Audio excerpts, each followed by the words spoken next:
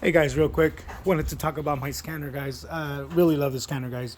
I've owned many scanners. I've owned the Snap-ons. I've owned some of the other Matcos. Just not always, they're not bad scanners, but this one doesn't get enough recognition, I believe, guys. So this is a Matco Max-Me, guys. This scanner right here, guys, does everything that the Snap-on scanners do. Everything you need. There is a little bit of a downfall, obviously, to it. Here's a downfall, guys, but it's also a positive thing if you don't have all this money in the bank, especially if you're just an up-and-coming mechanic on your own, trying to save money, trying to make money. So this thing right here, guys, it's only about a $1,200 scanner, brand new, guys. What it is the software's not in it, guys. You have to pay for the software. You pay a monthly subscription for the software. It's $20 a month.